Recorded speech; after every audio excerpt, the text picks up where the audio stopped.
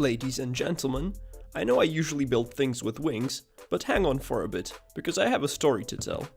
I'm stuck in quarantine, and the airplane I've been working on in the previous episode is stuck in another country.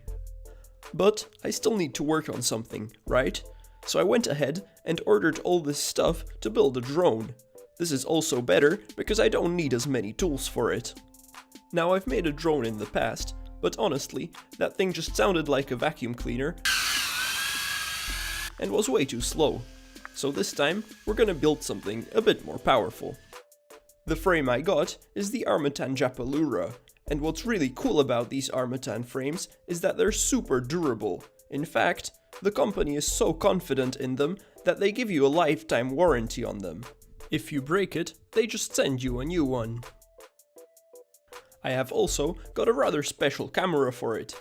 It's sort of a 2-in-1 camera that can both record HD footage, but also has an analog output. It will be fed into this video transmitter, which will send the signal to my video goggles so that I can fly the drone first person. Now, a drone needs a flight controller, which computes how fast each motor needs to spin. And the electronic speed controller takes this information and regulates the current sent to each motor. Long story short, there's quite a bit of electronics that I need to fit in this tiny frame.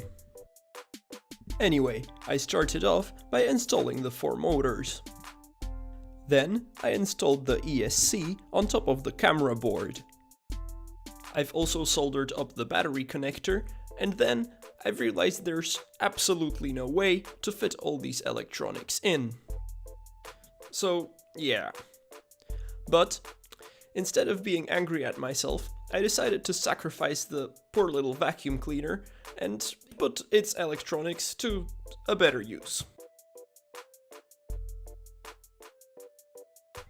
At this point, I've also decided to first set up the drone with the camera from the smaller drone, as it is smaller and easier to set up, and later upgrade it for the better one.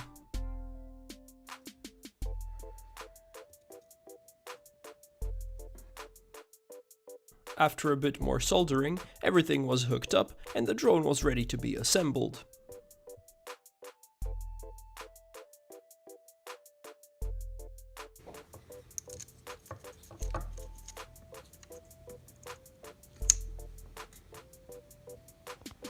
The last thing left to do was to figure out how to mount these receiver antennas. So I found these thick copper cables, stripped them of their insulation, and used that as at least a temporary fix. Final step was to attach the propellers, and now the drone is ready for its maiden flight.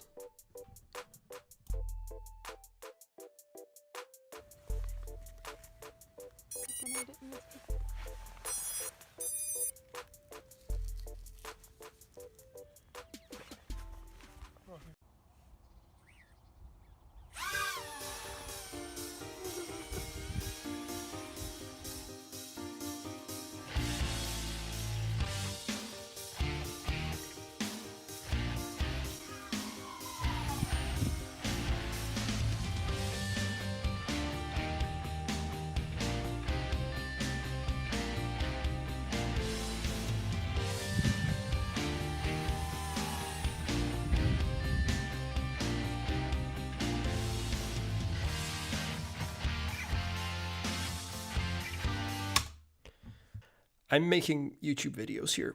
I think we need better video quality.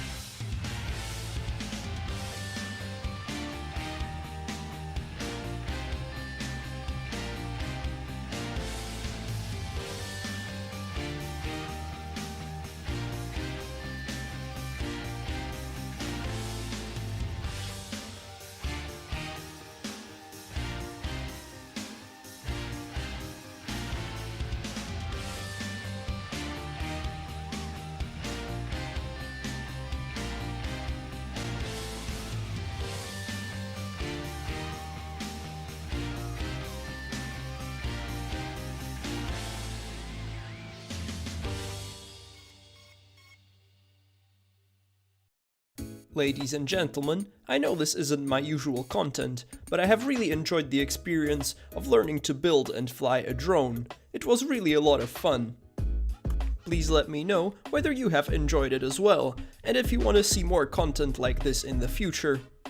I also have some good news for you.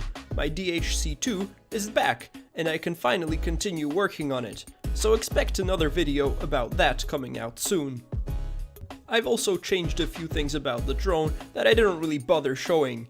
I have found a much better way to mount the receiver antennas, and I also had to mount the video transmitter antenna differently to make room for the other electronic components that I had to fit in. In case someone would be interested in building a similar drone, I will leave the list of all the components I have used in the video description.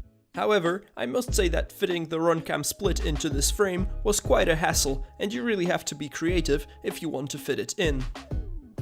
Thank you for watching, and please don't judge my flying skills, I really don't know what I'm doing.